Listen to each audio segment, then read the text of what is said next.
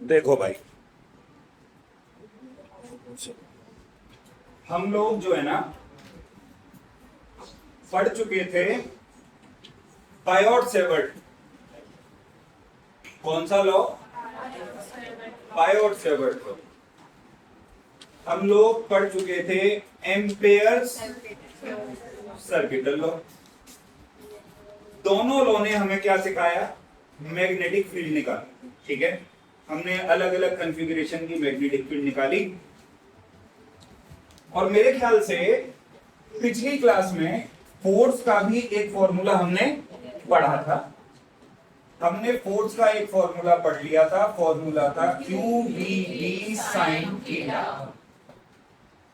है ना? फोर्स का फॉर्मूला था साहब Q B B sine theta. आज वहां से आगे की बात होगी। कॉन्सेप्चुअल पार्ट ज्यादा है आज थोड़ा सा। ठीक है, सबसे पहले हेडिंग लिखो, जहां पे भी लास्ट खत्म किया मोशन लिख रखी है, पहले मोशन ही पढ़ाता हूं। ठीक है, ये तो एक छोटी सी चीज है, इसको मैं बता दूंगा आगे, है ना? चलो, आज हम देखने वाले हैं motion of charge particle in magnetic field. ठीक है, और बोनस के तौर पे इलेक्ट्रिक फील्ड में कैसे मोशन करता है वो भी मैं तुम्हें बता दूंगा। ध्यान से समझो बात को, एक एक करके सारे केस। केस 1 देखो, मान लो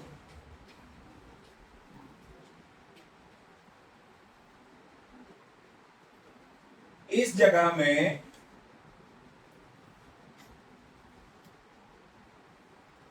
ये कोई इलेक्ट्रिक फील्ड, कोई भी एक रीजन है, जैसे रीजन डिफाइन कर देते हैं हम लोग, ये रीजन है। ठीक है, इसमें इलेक्ट्रिक फील्ड, कैसा फील्ड है? दिमाग के दांत खुले रखना। ठीक है, इलेक्ट्रिक फील्ड है। और हुआ क्या, एक चार्ज पार्टिकल Q, कैसा पार्टिकल? चार्ज पार्टिकल Q इस इलेक्ट्रिक फील्ड में एंट्री ले रहा है, मतलब एंटर कर गया विद अ वेलोसिटी v। एक एंगल पे एंट्री किया है, let the angle be anything, theta मान ले रहे हैं इसको यहां। ठीक है, ये कैसा पाथ बनाएगा इलेक्ट्रिक? कैसा पाथ बनाएगा? सर्कुलर पाथ मानसी कह रही है, ये सर्कुलर पाथ बनाएगा इलेक्ट्रिक फील्ड। अब सेम सवाल तुम लोगों के लिए भी है कि भाई ये इलेक्ट्रिक फील्ड में कैसा पाथ बनाएगा? क्या सोचते हो भाई? सीधा चला जाएगा, भाई हाइपरबोला बनाएगा, भाई गोला बनाएगा, क्या बनाएगा? तुम्हें नहीं पता तो मैं बताता हूं, सर्कल नहीं बनाएगा, हेलिकल पाथ भी नहीं बनाएगा।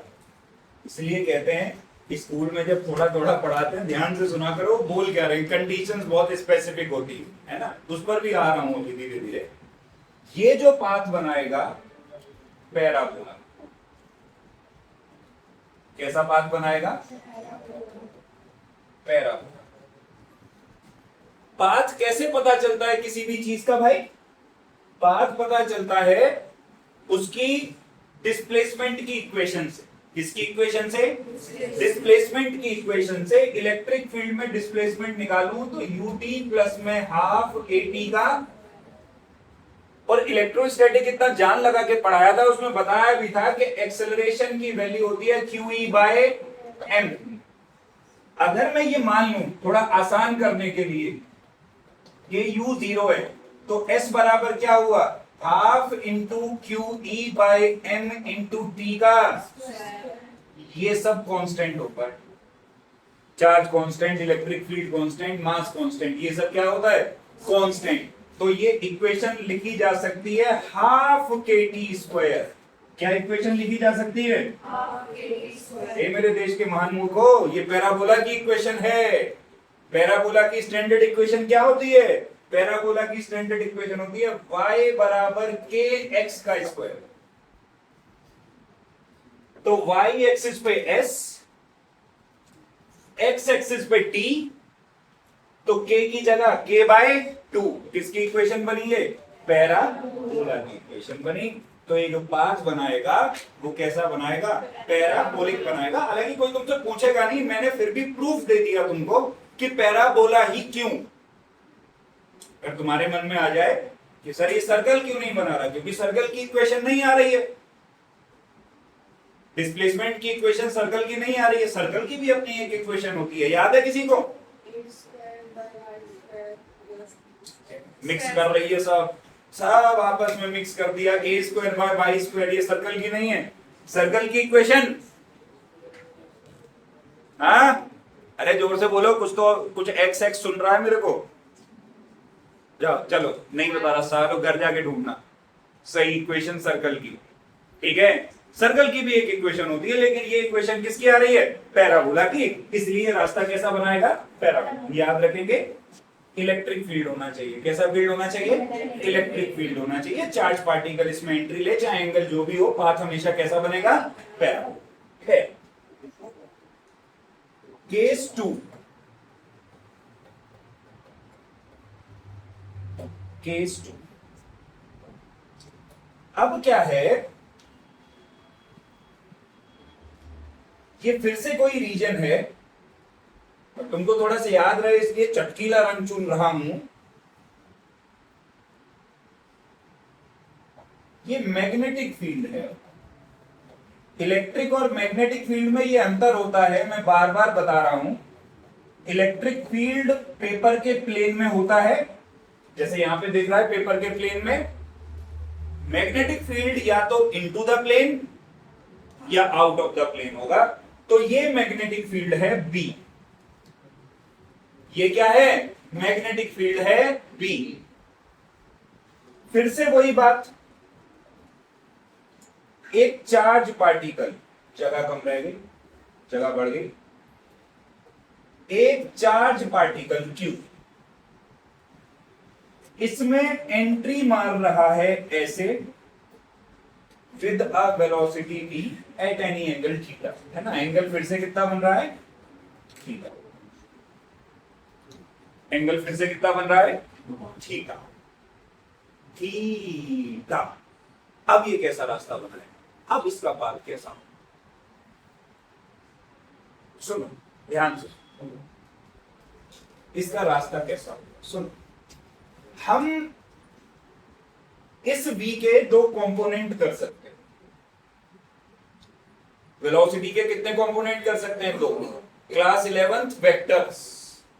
कंपोनेंट करने का नियम कि दोनों कंपोनेंट एक दूसरे के 90 डिग्री पे होने चाहिए। तो हम इसके क्या कर सकते हैं? दो कंपोनेंट कर सकते हैं, एक कंपोनेंट इधर और एक कंपोनेंट इधर। अब अगर ये एंगल थीटा तो ये एंगल भी, तो थीटा के साथ वाला कंपोनेंट v cos थीटा और ये वाला कंपोनेंट v। बहुत ध्यान से समझना, बड़ी गहरी बातें हैं। इधर वाला कंपोनेंट v cos थीटा, इधर वाला कंपोनेंट v, मतलब इस तरफ से इस पार्टिकल को v cos थीटा खींच रहा है और इस तरफ से इस पार्टिकल को क्या खींच रहा है? v sin theta. v cos theta चाहता है कि पार्टिकल सीधा सीधा सीधा सीधा चले। v sin थीटा क्योंकि परपेंडिकुलर लग रहा है, और याद रखना जब भी कभी फोर्स परपेंडिकुलर लगे वो बॉडी को हमेशा सर्कल में घुमाती है। किस में घुमाती है? अगर फोर्स केवल परपेंडिकुलर लगे, कैसी लगे? केवल परपेंडिकुलर, तो रास्ता हमेशा कैसा होगा? सर्कुलर। तो सुन ध्यान से, ये कह रही है आगे जा, ये कह रही है गोला बना। क्या करे पार्टिकल? क्या करे पार्टिकल? इधर जाए या इधर जाए? इधर गया तो ये पीटेगी, इधर गया तो ये पीटेगी। क्या करे पार्टिकल? पार्टिकल इन दोनों के बीच में कहीं जाएगा, और जब पार्टिकल इन दोनों के बीच में कहीं जाएगा ना, तो पार्टिकल ये पाथ बनाएगा हेलिकल। इसे कहते हैं कैसा path? Helical path. Helical path combo होता है सर्कुलर मोशन का और लीनियर मोशन का। पार्टिकल थोड़ा सा आगे भी बढ़ रहा है और थोड़ा सा क्या बना रहा है? सर्कल भी बना, दोनों का मिक्स यहां बनाएगा कैसा पाथ? Helical path. अगर थीटा एंगल पे आया, और मजे की बात, इन दोनों के बीच की ये जो दूरी होती है इसे क्या बोलते हैं? इसे बोलते हैं पिच। क्या बोलते हैं इसे? पिच। ठीक है, इसको बोला जाता है पिच। हमारे सिलेबस में सीबीएसई में ये ऐसा हेलिकल पाथ है जिसकी पिच हमेशा कांस्टेंट रहेगी। अब इस केस में पिच हमेशा क्या रहेगी? कांस्टेंट। जेई में ऐसे भी केस आते हैं, पर वो जेई में ही आते हैं जिनमें पिच कांस्टेंट नहीं रहती, वो एक अलग की बात है। यहां पे पिच हमेशा क्या रहेगी? कांस्टेंट। बात समझ आई? पार्टिकल ने कैसा पाथ बनाया? हेलिकल पाथ बनाया। कैसा पाथ बनाया? क्यों बनाया? क्यों बनाया? क्योंकि पार्टिकल पे दो तरफ फोर्स लग रही है, v cos थीटा और v cos थीटा चाहती है पार्टिकल सीधा चले, v sin थीटा चाहती है पार्टिकल गोला बनाए। ना तो पार्टिकल सीधा चल रहा, ना पार्टिकल गोला बना रहा, पार्टिकल इन दोनों के बीच में कहीं जा रहा है, इन दोनों का कॉम्बिनेशन बना रहा है। और इसीलिए जो इसने पाथ फॉलो किया वो कैसा फॉलो किया? हेलिकल। कैसा फॉलो किया भाई? क्या यहां तक की बात क्लियर है? पक्की बात? इस पे आते हैं क्वेश्चन। एक आधा बार ये पिच भी पूछा है, ठीक है, लेकिन सबसे ज्यादा क्वेश्चन जिस चीज पे आते हैं उस पर मैं बढ़ रहा हूं। पहली बात ध्यान रखना, इस पार्टिकल को सीधा कौन चला रहा है? ध्यान से दिमाग में फीड करनी है बात। इसको सीधा कौन चला रहा है? v cos theta. इसको घुमा कौन रहा है? v sin theta. इसको घुमा कौन रहा है? v sin theta. क्योंकि इसी पर आधारित है हमारा सबसे इंपॉर्टेंट केस, केस 3। सबसे इंपॉर्टेंट केस इसी पर आधारित है बच्चों। आओ, मान लो फिर से ये रीजन, और अब इस रीजन में दोबारा से परपेंडिकुलर मैग्नेटिक फील्ड है, वही है, उतना ही बी। परपेंडिकुलर मैग्नेटिक फील्ड कितना है? बी। अब फिर से एक चार्ज पार्टिकल आया Q, लेकिन अब की बार अंतर क्या हुआ कि चार्ज पार्टिकल एंट्री ऐसे मार रहा है, कितने डिग्री पर?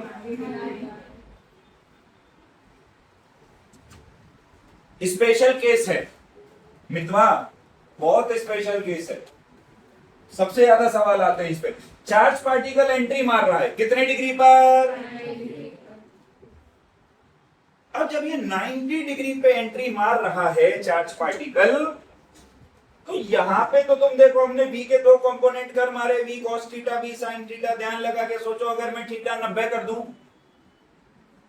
तो ये v cos 90 तो क्या हो जाएगा? क्योंकि cos 90 क्या होता है? एक ही रह गया, कौन सा? v sin theta. केवल एक ही कंपोनेंट रह गया, कौन सा? v sin theta. अच्छा, v sin थीटा क्या कोशिश कर रहा था कि पार्टिकल को कैसे चलाए? ये तुम बोल रही थी पहले केस में, ठीक है। तो v sin थीटा सिर्फ 90 डिग्री पे फोर्स लगेगी तो पार्टिकल कैसे चलेगा? सर्कुलर। इसीलिए इस केस में पार्टिकल कैसा रास्ता बनाएगा? सर्कुलर। इस केस में पार्टिकल कैसा रास्ता बनाएगा? सर्कुलर। कैसा पाथ बनाएगा भैया? सर्कुलर पाथ फॉलो करेगा पार्टिकल इस केस में। क्या तुमको बात समझ में आई? सर्कल ही क्यों? क्योंकि थीटा क्या हो गया? जैसे ही थीटा 90 हो गया, v cos 90 केवल क्या बचा, v sin 90। और ये पार्टिकल को कैसे घुमाता है, सर्कल में। तो जब v cos थीटा बचा ही नहीं तो अब इसके सामने की प्रॉब्लम खत्म, इसको इधर जाना ही नहीं है। तो ये कैसा रास्ता बनाएगा, सर्कुलर। कैसा रास्ता बनाएगा, तो इस कंडीशन में पाथ बनेगा सर्कुलर। अब सुनो, सर्कुलर पाथ बनेगा, सर्कुलर पाथ तो कुछ कैलकुलेशन भी हो। कोई भी चीज सर्कुलर पाथ तभी बनाती है जब उसमें कौन सी फोर्स लगे, सेंट्रीपिटल फोर्स। यानी कि यहां पर अगर ये गोला गोला खेल रहा है तो कुछ सेंट्रीपिटल फोर्स इस पर यहां भी लग रही होगी। और जो लोग 11वीं में पढ़ते थे, मैंने उन्हें बिल्कुल एकदम गला फाड़ फाड़ के चिल्ला के बनाया था सिटी के सेंट्रीपिटल फोर्स कोई नई फोर्स नहीं होती है। पहले से जो फोर्स मौजूद हो वही किसका काम करने लग जाती है, सेंट्रीपिटल का। ये घूम कौन सी फोर्स की वजह से रहा है, मैग्नेटिक फोर्स। कौन सी फोर्स, तो सेंट्रीपिटल फोर्स कौन सी फोर्स के बराबर होगी, मैग्नेटिक फोर्स। एक्चुअली ये जो मैग्नेटिक फोर्स है यही तो इसे गोल गोल घुमा रही है, इसलिए सेंट्रीपिटल फोर्स और मैग्नेटिक फोर्स आपस में क्या होंगी, इक्वल। क्या होंगी आपस में, सेंट्रीपिटल फोर्स का फॉर्मूला गुण बनाए। बहुत मस्ती मजाक करती है लड़की क्लास में। बता, सेंट्रीपिटल फोर्स का फॉर्मूला कितने लोगों को याद है, ऋषभ बताए, बता भाई, तूने हाथ खड़ा किया, mv स्क्वायर बाय आर, बिल्कुल सही। सेंट्रीपिटल फोर्स का फॉर्मूला mv स्क्वायर अपॉन, और मैग्नेटिक फोर्स का फॉर्मूला qvb साइन थीटा, अभी जो पिछली क्लास में पढ़वाया। तो qvb साइन थीटा की जगह 90 डिग्री पे चल रहे हो तो थीटा कितना डिग्री, 90। v ने v को mv अपॉन r बराबर qb, अरे साइन 90 तो 1 हो गया। तो v का फॉर्मूला क्या आया, qbr बाय n। इतनी रफ्तार से इस मैग्नेटिक फील्ड में गोला बनाएगा। एग्जामिनर यह भी पूछ सकता है कि जो गोला बनाएगा उस गोले की रेडियस क्या होगी। सबसे ज्यादा क्वेश्चन रेडियस पे आएंगे, वेलोसिटी पे नहीं आएगा। सबसे ज्यादा क्वेश्चन किस पे आएंगे, रेडियस पे। तो रेडियस कितनी होगी, mv बाय pq। रेडियस का फॉर्मूला क्या हो जाएगा, mv बाय pq। अरे यहीं से निकाला भाई, क्रॉस मल्टीप्लाई करके। रेडियस का formula mv by pq। Examiner अगर ये पूछ ले कि कितनी देर लगेगी गोला बनाने में, कैसे निकाल पाओगे, गोला बनाने में कितनी देर लगेगी, 1 मिनट। गोला बनाने में कितनी देर लगेगी, ये पहला फॉर्मूला, ये दूसरा फॉर्मूला, इधर आ जा, तीसरा फॉर्मूला। गोला बनाने में कितनी देर लगेगी, क्या डिस्टेंस बराबर स्पीड इनटू। जब ये गोल गोल घूम रहा है तो दूरी कितनी तय करेगा, सरकमफ्रेंस। भाई की स्पीड हमने वहां से निकाल ली है, qbr bye into time t। r ने r को मारा, टाइम का फॉर्मूला 2 पाई m बाय pq। टाइम का फॉर्मूला 2 पाई m बाय pq। तीसरा इंपॉर्टेंट फॉर्मूला, इसकी फ्रीक्वेंसी कितनी होगी घूमने की, तो फ्रीक्वेंसी होती है क्या, 1 बाई टाइम। फ्रीक्वेंसी क्या होती है, तो फ्रीक्वेंसी का फॉर्मूला pq बाय 2 पाई m। पांचवा फॉर्मूला, वो पूछ सकता है इसकी एंगुलर वेलोसिटी कितनी है, अंदर पूछ के आ सकता है, पूछा है पेपर में। इसकी एंगुलर वेलोसिटी यानी कि ओमेगा, ओमेगा का फॉर्मूला 2 पाई न्यू। ओमेगा का फॉर्मूला, तो 2 पाई की जगह तो 2 पाई, लेकिन न्यू की जगह pq बटे 2 पाई m। 2 पाई ने 2 पाई मारा, ओमेगा का फॉर्मूला pq बाय m। एक बार ऐसे सवाल पूछ लिया था, एक पार्टिकल घुसा 30 डिग्री पे, एक पार्टिकल घुसा 60 डिग्री पे, बता इनकी एंगुलर वेलोसिटी का रेशियो। आंसर है 1:1। एंगुलर वेलोसिटी एंगल पे डिपेंड नहीं करती, खत्म। बात समझ आई? और पूछ ले, पता इसकी काइनेटिक एनर्जी कितनी है? पता काइनेटिक एनर्जी का फॉर्मूला हाफ एम वी का, काइनेटिक एनर्जी का formula half M V square, half into M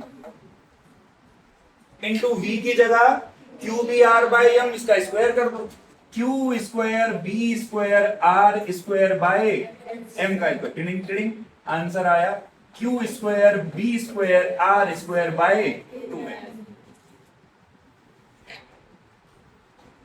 सारी डेरिवेशन का मूलभूत पॉइंट क्या है? ये अगर ये याद रख पाए तो सारे फॉर्मूले निकाले।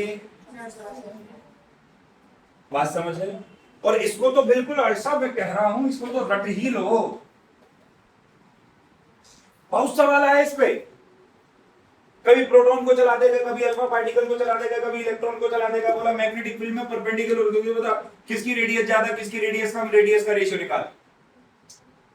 बहुत सवाल आया बोर्ड में, भी मैं कराऊंगा अंधाधुंध क्वेश्चन, बिल्कुल लेटेस्ट 2024, 2025, 2026 बहुत सवाल पूछता है यहां से। क्या ये बात समझ आई? अब 3 केस पढ़े। इलेक्ट्रिक फील्ड में घुसेगा तो रास्ता भूल गए, इलेक्ट्रिक फील्ड में घुसेगा चार्ज तो रास्ता, मैग्नेटिक फील्ड में एंगल पे घुसेगा तो रास्ता हेलिकल, और मैग्नेटिक फील्ड में 90 डिग्री पे घुसा तो बोल सही है। बहुत बढ़िया, वापस यहाँ। अब यहाँ पे रास्ता कैसा बन रहा है? रास्ता कैसा बन रहा है? अगर एग्जामिनर पूछ ले कि ये जो गोला बना, इसे बनाने में समय कितना लगा, इसे बनाने में, सुनो, गोला v sin थीटा की वजह से बन रहा है, यहां पर भी गोला सिर्फ किसकी वजह से बना? समय के फॉर्मूले में ध्यान दें, वेलोसिटी है ही नहीं, समय क्या है? तो v sin थीटा की वजह से यहां पे गोला बना, और v sin थीटा की वजह से यहां पे गोला बना, इसलिए टाइम पीरियड का जो फॉर्मूला होगा हेलिक्स बनाने का, वो यहां पे भी क्या होगा? 2 पाई m अपॉन v। इस गोले बनने का यहां पे भी समय क्या होगा? 2 पाई m अपॉन v। हाँ, अगर वो ये पूछे कि इसकी रेडियस कितनी होगी गोले की,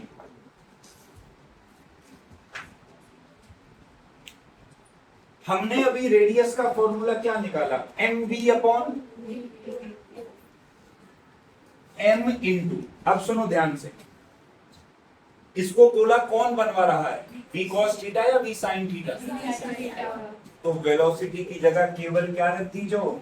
mv sin theta upon v। Formula वही है, स्टार प्लस, रिश्ता वही, सोच नहीं, formula mv upon v Q ही है, बस v की जगह कौन सा कंपोनेंट लेना पड़ेगा? v sin theta. क्यों क्यों क्यों?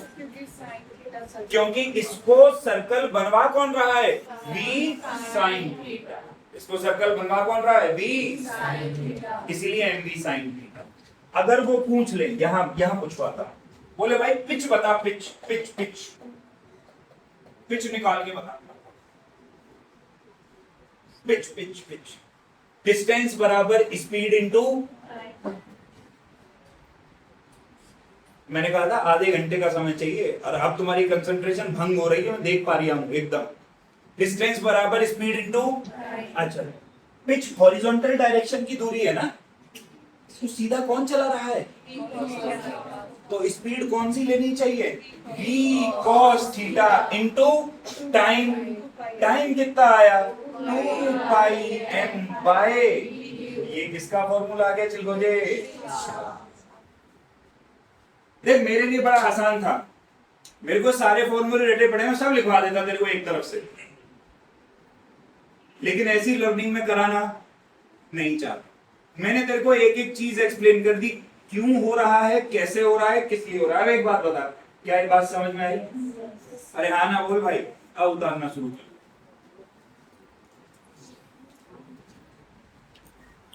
हेडिंग लिखो, लॉरेंट्ज force.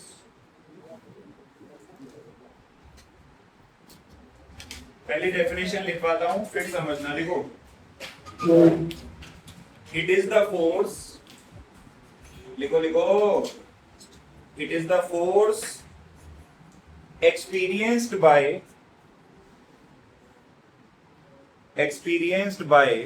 a charged particle, experienced by a charged particle in a space where both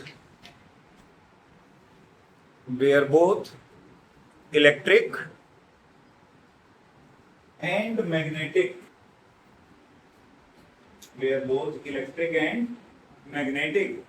field exist, where both electric and magnetic field exist, full stop। देखो समझो, थोड़ी सी बात को समझो। जैसे मान लो मैं एक चार्ज पार्टिकल, मेरे पे चार्ज, ठीक है, और इस कमरे में जिसमें हम हैं, इस कमरे में इलेक्ट्रिक फील्ड भी है और मैग्नेटिक फील्ड भी है, और मैं इस कमरे में भागने लगूं तो मेरे ऊपर इलेक्ट्रिक फील्ड भी कुछ फोर्स लगाएगी और कुछ फोर्स मैग्नेटिक फील्ड भी लगाएगी। इन दोनों फोर्सेस को अगर हम जोड़ दें तब जो फोर्स बनती है उसको कौन सी फोर्स कहा जाता है? लॉरेंट्ज। बात को समझो, फॉर्मूले हम बहुत सारे पढ़ ही चुके हैं। जैसे उदाहरण के तौर पे अगर मैं इलेक्ट्रिक फोर्स निकालूं किसी भी बॉडी पर तो उसका फॉर्मूला क्या होगा? Q E vector. मैं वेक्टोरिकली लिखता हूं, समझना। अगर मैं इलेक्ट्रिक फोर्स निकालूं तो उसका फॉर्मूला क्या होगा? क्यू इंटू में ई वेक्टर। और अगर मैं मैग्नेटिक फोर्स निकालूं तो फॉर्मूला होगा क्यू इंटू में E vector cross of V vector. यही फॉर्मूला होगा। अगर मैं मैग्नेटिक फोर्स निकालूं तो फॉर्मूला क्या होगा? क्यू इन ब्रैकेट में V vector cross of V vector. मैंने क्या बोला? लॉरेंट्ज फोर्स इन दोनों का क्या है?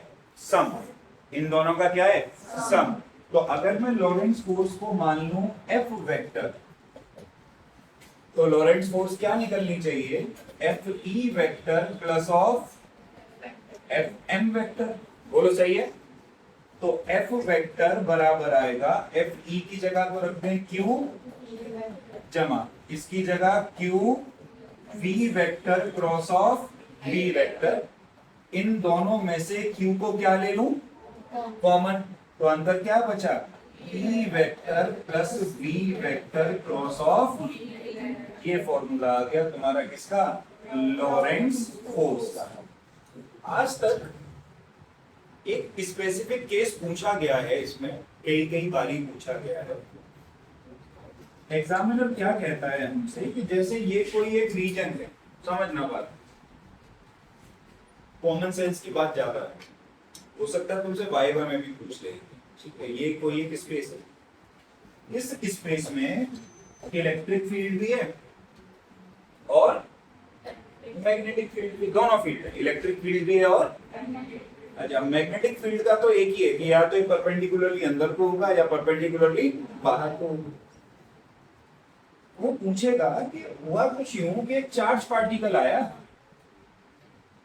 क्यू चार्ज का और एकदम ऐसे सीधे पास हो, मतलब इस रीजन में से निकला लेकिन बिल्कुल कैसे पास हो गया? सीधे। कोई भी चार्ज पार्टिकल सीधे कब पास हो सकता है? जब उसके ऊपर किसी ने कोई फोर्स ना लगाई। लेकिन ये चार्ज पार्टिकल इस रीजन में घुसा है तो इलेक्ट्रिक फोर्स भी लगी होगी और मैग्नेटिक फोर्स भी। उसके बावजूद भी अगर ये सीधा जा रहा है तो इसका एक ही मतलब हुआ कि इस पे जो नेट फोर्स लग रही है वो क्या लग रही है? जीरो। और नेट फोर्स जीरो सिर्फ तब लग सकती है नेट फोर्स जीरो सिर्फ तब लग सकती है जब इलेक्ट्रिक फोर्स बराबर हो जाए किसके, तभी तो दोनों एक दूसरे को काटेंगी। अगर इलेक्ट्रिक फोर्स बराबर हो जाए किसके, मैग्नेटिक फोर्स के, तो ये एक दूसरे को क्या कर देंगी, काट देंगी। तो इलेक्ट्रिक फोर्स का फॉर्मूला Q E वेक्टर, या अगर मैं सीधी वैल्यू लिखूं तो QE, और मैग्नेटिक फोर्स का फॉर्मूला QVB साइन, यहाँ पे 90 क्योंकि परपेंडिकुलर ही होगा मैग्नेटिक फील्ड को, साइन 90 की वैल्यू हमेशा क्या होती है 1। Q ने Q को, E का फॉर्मूला आया VB, या V का फॉर्मूला आया E बाय। इस कंडीशन को वेलोसिटी सेलेक्टर की कंडीशन कहा जाता है। वेलोसिटी सेलेक्टर एक डिवाइस होता है। उस डिवाइस में क्या करते हैं, बहुत सारे चार्ज पार्टिकल ले लेते हैं, यहां पे बहुत सारे ढेर सारे चार्ज पार्टिकल यहां पे ले लेंगे। सिर्फ कुछ चार्ज पार्टिकल्स को अलग करना होता है। तो अगर तुम अपने चार्ज पार्टिकल को इतनी वेलोसिटी दे पाओ जो E और B के रेशियो के बराबर हो, तो केवल वही पार्टिकल इस फील्ड में से कैसे निकल पाएगा, सीधा। बाकी सारे पार्टिकल यहीं पे नाचने लग जाएंगे, कोई हेलिक्स बनाएगा, कोई गोला बनाएगा, कोई कुछ बनाएगा। लेकिन सिर्फ वो पार्टिकल जिसकी वेलोसिटी E और B का क्या होगा, रेशियो, वो पार्टिकल इस फील्ड में से सीधा सीधा बाहर निकल जाएगा। इस कंडीशन को वेलोसिटी सेलेक्टर की कंडीशन कहा जाता है। अगर तुमको इलेक्ट्रोमैग्नेटिक वेव ध्यान हो, और मैंने एक फॉर्मूला लिखवाया था इलेक्ट्रोमैग्नेटिक वेव में कि E बाय B बराबर, यही कारण है कि लाइट कहीं से भी डिफ्लेक्ट नहीं होती, ना इलेक्ट्रिक फील्ड से और ना V बराबर E बाय B। C बराबर लाइट के लिए उसकी वेलोसिटी इलेक्ट्रिक फील्ड और मैग्नेटिक फील्ड का हमेशा क्या होती है, रेशियो। इसलिए लाइट हमेशा कैसे पास हो जाती है, स्ट्रेट, बिना कहीं से डेविएशन दिए। इसीलिए लाइट हमेशा कैसी पास हो जाती है, स्ट्रेट। बात समझ में आई? ये जो मैंने तुमको टेक्निक अभी सिखाई, इससे एक डिवाइस और बनाया जाता है। सुनो, थोड़ा पार्टिकुलर ज्ञान भी ले लो। जैसे केमिस्ट्री में पढ़ा होगा तुमने एक डिवाइस, मास स्पेक्ट्रोमीटर। डिवाइस नहीं पढ़ा होगा, नाम सुना होगा इसका, मास स्पेक्ट्रोमीटर। पहले तो बताओ, किसी ने सुना भी है, किसी ने नहीं सुना? क्या तुमने कभी केमिस्ट्री वाले सर से ये पूछा कि सर आइसोटोप्स को अलग कैसे करते हो? अब इस बात का जवाब तुम्हें केमिस्ट्री के टीचर दे ही नहीं सकते, क्योंकि ये कहानी फिजिक्स की। आइसोटोप समझते हो कौन होते हैं? 1H1, 1H2, 1H3, ये आइसोटोप है। तीनों ही हाइड्रोजन है, तीनों पे चार्ज सेम है बट मास अलग अलग है। इनको कैसे अलग अलग किया जाता है, इनको कैसे सेपरेट किया जाता है? आओ सुनो, हम क्या काम करते हैं पता है? हमसे मतलब फिजिसिस्ट, कोई रीजन ले लेंगे और उसमें मैग्नेटिक फील्ड बना देंगे। ध्यान से समझिए लॉजिक। हो सकता है तुम सोच रहे हो हमें क्यों पढ़ा रहे हो ये परपेंडिकुलर मैग्नेटिक फील्ड में बात, यहां पे बना दिया मैग्नेटिक फील्ड, ठीक है, परपेंडिकुलर मैग्नेटिक फील्ड। बोलो क्लियर है? अब क्या किया जाएगा, यहां से 1H1 और 1H2 दोनों को सेम वेलोसिटी से इसमें फेंक दिया जाए, इस फील्ड में धक्का मार देंगे, ठीक है? सेम वेलोसिटी से इस फील्ड में क्या मार देंगे, धक्का। फील्ड कैसा है, मैग्नेटिक। जा कैसे रहे, परपेंडिकुलर। रास्ता कैसा बनेगा,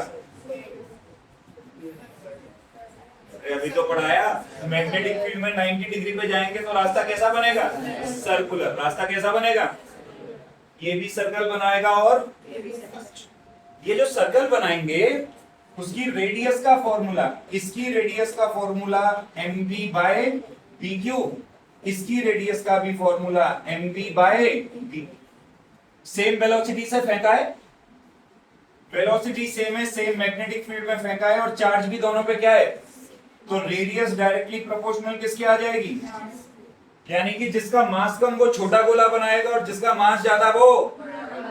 इस फॉर्मूले का इस्तेमाल करके हम लोग पहले से ही रेडियस कैलकुलेट करके रखते हैं और जहां पे ऐसे दो होल बना के रखेंगे पहले से ही कैलकुलेट करके, तो ये जो प्रोटॉन है ये छोटा गोला बनाएगा, ऐसे बाहर आ जाएगा, और जो ये बड़े वाला है जिसका मास ज्यादा है ये बड़ा गोला बनाएगा, यहां से बाहर आ जाएगा, तो यहां से अलग हो जाएगा 1h1 और यहां से अलग हो जाएगा क्या 1h2। ऐसे आइसोटोप अलग किए जाते हैं और इस टेक्निक को क्या बोला जाता है, मास स्पेक्ट्रोमीटर। मास के बेस पे हमने आइसोटोप्स को क्या कर दिया, अलग कर दिया, using what, using perpendicular magnetic field. खोपड़िया में बात ये है नहीं, सिलेबस में एक्स्ट्रा ज्ञान दे दिया मैंने बस। फील आया नहीं आया, कैसे अलग अलग किए गए, इसी कॉन्सेप्ट का इस्तेमाल करके कि परपेंडिकुलर मैग्नेटिक फील्ड में चार्ज पार्टिकल आएगा तो रास्ता कैसा बनेगा, सर्कुलर। अब इसको जरूर उतार डाल लॉरेंट्ज फोर्स को, ये बहुत जरूरी है तेरे लिए।